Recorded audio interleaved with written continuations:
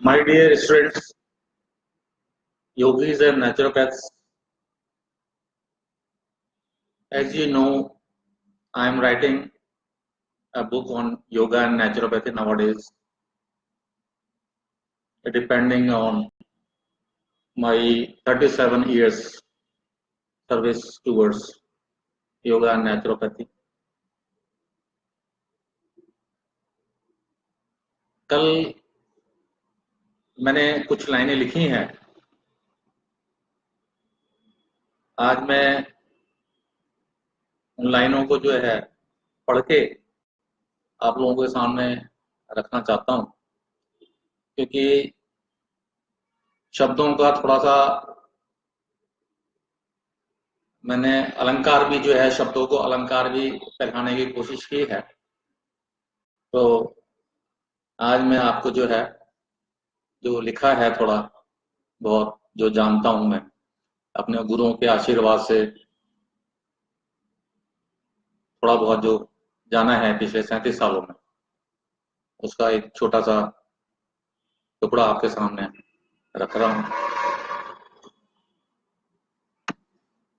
प्रकृति से ही सब कुछ सृजित हो रहा है और प्रकृति में विसर्जित भी हो जाता है। इसे इस प्रकार समझें जैसे मनुष्य का शरीर 5 तत्वों मिट्टी, पानी, धूप, हवा, आकाश से निर्मित होता है। प्रत्येक तत्व के जोड़ से मनुष्य का शरीर बनता है। हर वस्तु, चाहे वो जड़ है, चेतन है, सभी पंच तत्वों से मिलकर बने हैं। सिर्फ अनुपात का अंतर है। मनुष्य का शरीर पंच तत्वों के माध्यम से प्रकृति द्वारा ही प्रदान किया गया एवं शरीर की मृत्यु के बाद पांचों तत्व वापस प्रकृति में ही मिल जाते, अर्थात जो शरीर प्रकृति से आया उसी में वापस मिल गया, विसर्जित हो गया। पांचों तत्वों का समानुपात शरीर का निर्माण करता है। सभी तत्वों का संतुलन ही निरोगता प्रदान करता है। किसी तत्व की कमी या अधिकता ही शरीर की कमजोरी का कारण होती है और कमजोरी ही बीमारियों को जन्म देती है। शरीर कमजोर अर्थात रोग का उदय, रोग का उपचार एवं रोग से बचाव भी प्रकृति की मदद से ही संभव है। किसी भी तत्व की कमी या अधिकता प्रकृति की सहायता से ही संतुलित हो सकती है। हमें एक महत्वपूर्ण बात ध्यान रखनी है कि प्रकृति ऊर्जा द्वारा संचालित हो रही है। प्रकृति पृथ्वी, आकाश, वायु, सूर्य, चंद्र, संपूर्ण ब्रह्मांड, आकाश गंगा, संपूर्ण अस्तित्व ऊर्जा का ही स्वरूप है और ऊर्जा द्वारा ही संचालित है।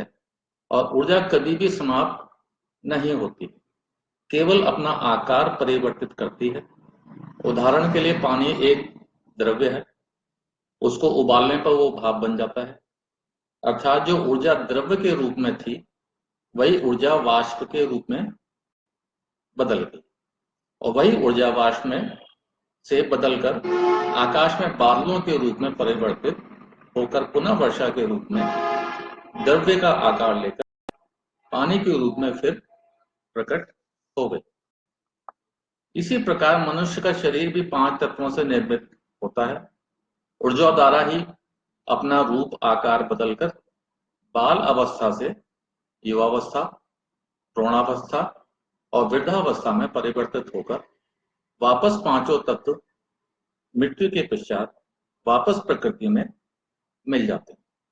अर्थात ऊर्जा समाप्त नहीं हुई, केवल उसका आकार, रंग, रूप बदलता रहता है। लेकिन प्रत्येक अवस्था से दूसरी अवस्था में परिवर्तित होने की शर्त है, नियम है, समय निश्चित है। पानी को वाष्प में परिवर्तित होने हेतु एक निश्चित तापमान की आवश्यकता होती है, एक निश्चित समय भी लगता है। इसी प्रकार बाल्यावस्था से युवावस्था में आने के लिए एक निश्चित समय होता है। उदाहरण के लिए मनुष्य का औसत जीवन काल 100 वर्ष होना चाहिए। 25 वर्ष तक बाल्यावस्था, 25 से 50 युवावस्था, 50 से 75 प्रौढ़ावस्था, 75 से वृद्धावस्था, 100 के पश्चात मृत्यु या पंच तत्वों का पुनः प्रकृति में विलय। इसको हम ये भी कह सकते हैं कि मृत्यु किसी की नहीं होती है, सिर्फ पांचों तत्व से शरीर बना, पांचों तत्व वापस प्रकृति में वापस विलीन हुए। रंग रूप जो था वो बदल गया, ऊर्जा का जो रंग रूप था वो बदल गया। मृत्यु के पश्चात पांचों तत्वों में विलीन हो गए। जैसे प्रकृति का नियम है, बाल्यावस्था से युवावस्था, तत्पश्चात पूर्णावस्था एवं वृद्धावस्था। इसी प्रकार ऊर्जा का भी नियम है। बाल्यावस्था अर्थात 25 वर्ष तक ऊर्जा का अधिकतम संचय, ताकि ऊर्जा संपूर्ण अंगों का विकास समुचित रूप से करने में सक्षम हो। अन्यथा शरीर में ऊर्जा की कमी अर्थात कमजोरी और परिणाम शरीर का समुचित विकास न होना। बाल्यावस्था अर्थात 25 वर्ष में शरीर के अंगों का समुचित विकास न होना ही एक रोग है। युवावस्था 25 वर्ष से लेकर 50 वर्ष तक की शरीर का निरोग ना होना ही रोग है। प्रौढ़ावस्था 50 वर्ष से लेकर 75 वर्ष तक प्राकृतिक दिनचर्या अपनाकर निरोग ना रह पाना ही रोग है। तत्पश्चात 75 से 100 वर्ष अर्थात वृद्धावस्था में आहार विहार संयम द्वारा जीवनचर्या द्वारा शारीरिक कष्टों से मुक्त ना हो पाना ही रोग है। युवावस्था में ऊर्जा का समुचित उपयोग किया जाना चाहिए। ऊर्जा का अपव्यय अर्थात युवावस्था में शरीर में ऊर्जा की कमी यानी रोग की संभावना, प्रकृति एवं ऊर्जा दोनों के नियमों की अवहेलना ही मनुष्य को कष्ट प्रदान करती है। और अगर शरीर रोगग्रस्त होता है तो उसका निदान भी प्रकृति द्वारा ही संभव है। प्रौढ़ावस्था 50 वर्ष से लेकर 75 वर्ष तक की ऊर्जा का अपव्यय कम तथा ऊर्जा की बचत का काल होना चाहिए। इस अवस्था में प्राकृतिक रूप से अंगों की सबलता में कमी आनी शुरू हो जाती है, जो कि प्राकृतिक वातावरण तथा उचित आहार विहार के द्वारा संभाल की जानी चाहिए। वृद्धावस्था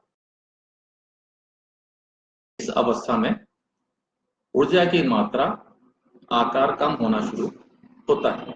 इस अवस्था में भी प्रकृति ही एकमात्र सहारा है। प्रकृति के सानिध्य में रहकर संयम, आहार विहार, विचार, ऊर्जा की बचत इत्यादि द्वारा ही इस अवस्था को कष्ट मुक्त रखा जा सकता है। प्राकृतिक चिकित्सा का मतलब सिर्फ इतना नहीं है कि मिट्टी की पट्टी, उपवास, भाप स्नान, जल चिकित्सा, कुंजल नीति, शंख प्रक्षालन इत्यादि, बल्कि आहार विहार कैसा हो, क्या हो, ध्यान क्या, क्यों, प्रकृति का संरक्षण, प्रकृति का सानिध्य, क्या खाएं, कब खाएं, क्यों खाएं, कितना खाएं, क्या ना खाएं इत्यादि प्राकृतिक चिकित्सा का ही अंग है। हमारा आहार विहार, विचार व्यवहार, सोच आदि भी हमारे स्वास्थ्य के अभिन्न अंग है। हमारा पर्यावरण, प्रदूषण, कूड़े के ढेर, अव्यवस्था, जनसंख्या विस्फोट से उत्पन्न अनेकानेक समस्याएं वैश्विक हैं। सभी को उनका समाधान निकालना है, लेकिन योग प्राकृतिक चिकित्सा के अभ्यास का प्रयोग से हम अपने शरीर की प्रतिरोधक क्षमता को बढ़ा सकते हैं और कई समस्याओं से लड़ने में सक्षम हो सकते हैं। सक्षमता दोनों प्रकार की आवश्यकता है, मानसिक एवं शारीरिक क्षमता से रोगों से लड़ने की ताकत भी मिलती है।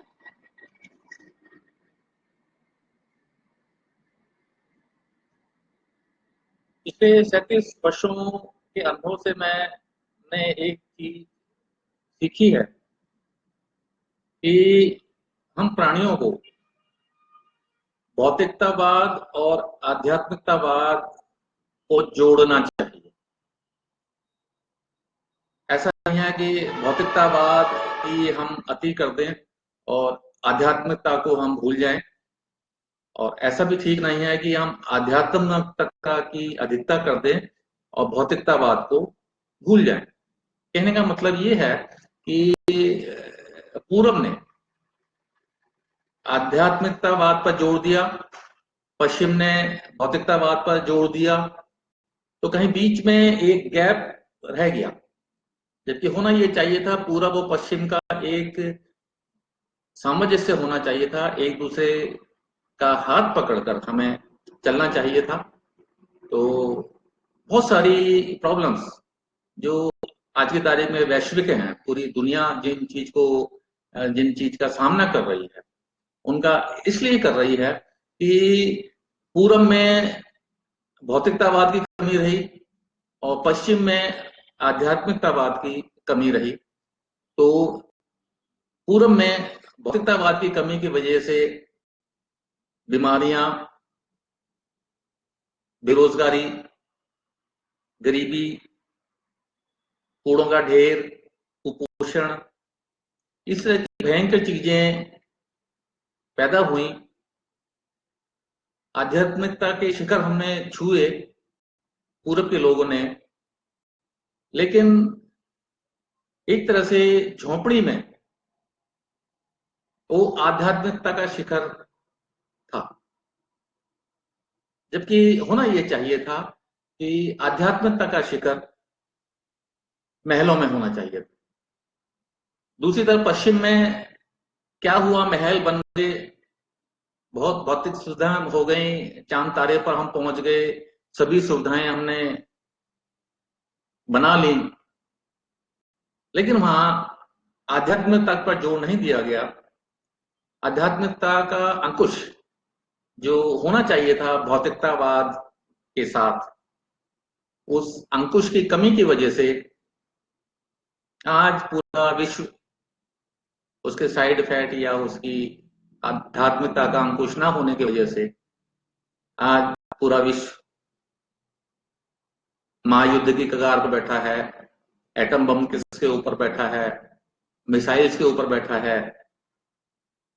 किसी की समझ में नहीं आता है कि हम कहां दौड़े जा रहे हैं, ये दौड़ कहां समाप्त होगी। और जो नीति निर्धारक हैं, जो जिन्होंने सब देखना है कि हमारी आने वाली पीढ़ी के लिए हम क्या छोड़ के जाएं, आने वाली पीढ़ियों के लिए हम किस तरह की जलवायु छोड़ के जाएं, आने वाली पीढ़ी के लिए हम साफ सुथरे पांचों तत्व कैसे छोड़कर जाएं, इन सब के बारे में जिन्होंने सोचना है, उनके पास दुर्भाग्य है कि उनके पास इतना वक्त नहीं है कि इन महत्वपूर्ण चीजें के लिए उनके पास सोचने की फुर्सत नहीं है, या वो सोचना नहीं चाहते हैं, या वो इतने मशगूल हैं एटम बम बनाने में, मिसाइल बनाने में और चीजों में, एक दूसरे से शत्रुता निभाने में, कि ये जो चीज है वो भूलते जा रहे हैं और उसका खामियाजा पूरे विश्व को भुगतना पड़ रहा है। पूरे विश्व को, अगर हमारे ऋषि मुनियों का एक संदेश था वसुदेव कुटुंबकम, पूरा विश्व एक परिवार होना चाहिए। सभी, जैसे किसी भी परिवार में कोई भी पैदा होता है, चाहे वो छोटा है, बड़ा है, काला है, गोरा है, रोगी है, निरोगी है, कमजोर है, सबल है, जैसा भी पैदा परिवार में होता है वो परिवार का सदस्य होता है और उसका परिवार के सभी संसाधनों पर पूरा पूरा हक होता है। और परिवार को चलाने में, परिवार के सभी कार्य सुचारू रूप से चले, परिवार का अनुशासन बना रहे, उसके लिए भी प्रत्येक सदस्य का अपना योगदान महत्वपूर्ण होता है। सभी को अपना महत्वपूर्ण योगदान देना होता है। सिर्फ रेखाएं खींच देने से देश अलग नहीं हो जाते, लोग अलग नहीं हो जाते, हवेली में हम अलग अलग कमरों में रहते हैं, लेकिन परिवार हमारा एक ही होता है, एक ही होना चाहिए। इसी प्रकार से ये पूरी जो पृथ्वी है, इस पर जो भी पैदा होता है, पृथ्वी के जितने भी संसाधन हैं उन पर उसका हक होता है और पूरी पृथ्वी एक परिवार की तरह से रहे, अनुशासन बना रहे, उसका कर्तव्य होता है। ऐसा नहीं है कि कोई अच्छे समृद्ध देश में पैदा हुआ तो उसका हक ज्यादा बनता है, या कोई गरीब देश में पैदा हुआ तो उसका हक कम बनता है। इस तरह से जैसे महल में हम सब रह रहे हैं, परिवार में हम रह रहे हैं, किसी के पास छोटा कमरा है, किसी के पास बड़ा कमरा है, कोई बड़ा सदस्य है, कोई छोटा सदस्य है, कोई किसी का काम बड़ा है, किसी का छोटा काम है, लेकिन कोई भी छोटा बड़ा नहीं है। सभी को अपना अपना कर्तव्य देखने हैं, सोचने हैं। संसाधन सभी को मिलने चाहिए, जिसकी जितनी जरूरत है उसको उतना सब मिलना चाहिए। तो योग प्राकृतिक चिकित्सा इस चीज को भी ध्यान में लेके चलती है। अभी तक मेडिकल साइंस बहुत जितना एडवांस हो गया है कि टेलीपैथी से ऑपरेशन हो रहे हैं, तो लेकिन मेडिकल साइंस की प्रगति को मैं प्रगति नहीं मानता, क्योंकि ये सब होने के बावजूद भी हालात अब ऐसे हैं कि हर परिवार में हर कोई अब बीमार नजर आता है, रोगी नजर आते हैं। जबकि होना ये चाहिए था कि मेडिकल साइंस इतना तरक्की कर गया है तो सभी रोग समाप्त हो जाने चाहिए थे, कोई भी रोगी नहीं होना चाहिए था। अब समय आ गया है कि हमारे को इस बात पर ध्यान देना होगा कि रोग हो ही ना। अभी तक ये मेडिकल साइंस यही सारा अपनी ऊर्जा खर्च करता रहा कि रोग हो जाए तो क्या करना है, उससे कैसे लड़ना है। सारी उम्र हम लड़ते रहते हैं, लेकिन मनुष्य चला जाता है, रोग नहीं जाता। अब हमें ये सोचना होगा, दूसरा तरीका सोचना होगा। योग प्राकृतिक चिकित्सा, ड्रगलेस थेरेपी, हमारे भारत के ऋषि मुनियों की सोच को पूरे विश्व को अपनाना होगा, सोचना होगा कि अब हम ये सोचें, हम अपनी ऊर्जा इस बात पर लगाएं कि रोग उत्पन्न ही ना हो। हम क्या करें कि शरीर 100 वर्ष तक निरोगी रहे, रोग मुक्त रहे। वो उसके लिए योग प्राकृतिक चिकित्सा ही एकमात्र सहारा हो सकता है। छोटी मोटी हम 2-4 लाख की गाड़ी खरीद लेते हैं, उसकी सर्विसिंग हम ध्यान रखते हैं, वॉशिंग का ध्यान रखते हैं, साफ सफाई का ध्यान रखते हैं, उसकी ऑयलिंग का ध्यान रखते हैं, कूलेंट का ध्यान रखते हैं, हर चीज का ध्यान रखते हैं। लेकिन हमारे को ये जो अमूल्य शरीर मिला है इसका हम बिल्कुल भी ध्यान नहीं रखते हैं। और जबकि हमारे को जो शरीर मिला है ये 100 साल की गारंटी के साथ मिला है। सबसे सोफिस्टिकेटेड हमारे को ये मशीन मिली है, सोफिस्टिकेटेड हमारे को ये डिवाइस मिला है, और कम से कम 100 साल की गारंटी के साथ हर अंग मिला है। तो हमें इस तरफ ध्यान देना होगा, और एकमात्र ठिकाना योग प्राकृतिक चिकित्सा ही है। पिछले 37 वर्षों के अनुभव से मैं ये चीज कह सकता हूँ। और मैं एक और चीज ऐड करना चाहूंगा कि योग के 6 कर्म जो होते हैं उसमें 3 चीजें आती हैं, जल, नेति, कुंजल, बस्ती। इन सिर्फ 3 चीजों से हमने हजारों रोगियों को ठीक किया है, और मेरा मानना है कि 90% रोगों की संभावनाओं को हम समाप्त कर सकते हैं सिर्फ जल, नेति, कुंजल, बस्ती, इन 3 क्रियाओं से। ये चीज मैं पूरी जिम्मेवारी के साथ आप सबसे शेयर कर रहा हूँ, आप सबको कह रहा हूँ, बता रहा हूँ, और मैं चाहता हूँ कि आप सब इस चीज को फॉलो करें, इस चीज को अपने पेशेंट्स को आप बताएं। सिर्फ कुंजल से ही, सिर्फ कुंजल गज करनी जिसको बोलते हैं, जिसमें कागासनों में बैठकर गर्म पानी पिलाया जाता है और उल्टी खड़े होकर करवाई जाती है, निकाला जाता है। सिर्फ कुंजल एक क्रिया से ही हम 90% बीमारियों की संभावनाओं को खत्म कर सकते। आज की तारीख में जितनी भी बीमारियां हो रही हैं ज्यादातर वातावरण की वजह से हो रही हैं, ज्यादातर कुपोषण की वजह से हो रही हैं, ज्यादातर हवा पानी की खराबी की वजह से हो रही हैं। तो ये सारी 90% जो बीमारियां के जो कारण हैं हम सिर्फ और सिर्फ कुंजल से ठीक कर सकते। मैं अपने सभी मित्रों को, सभी योगी, प्राकृतिक चिकित्सक, अपने स्टूडेंट्स को, सभी को ये कहना चाहूंगा कि आप कुंजल सभी को कराइए, कैंप्स लगाइए, ज्यादा से ज्यादा जहां भी कैंप्स होते हैं। मैं सभी को एक अपनी राय देना चाहूंगा कि जहां भी आप कैंप लगा रहे हैं, सेमिनार लगा रहे हैं, जितने भी लोग आ रहे हैं, चाहे योगी आ रहे हैं, चाहे प्राकृतिक चिकित्सक आ रहे हैं, चाहे आम जन आ रहे हैं, जितने भी लोग आ रहे हैं सभी को कुंजल कराइए 3 दिन। 3 दिन सभी को आप कुंजल कराइए खाली पेट, और आप मिरेकल्स होते देखेंगे। और सिर्फ कुंजल से ही आप बहुत कुछ समाज की सेवा कर सकते हैं। मैं ये ग्रंथ इसे कहता हूँ। कृपया इस चीज को नोट कर लें, ध्यान कर लें। धन्यवाद।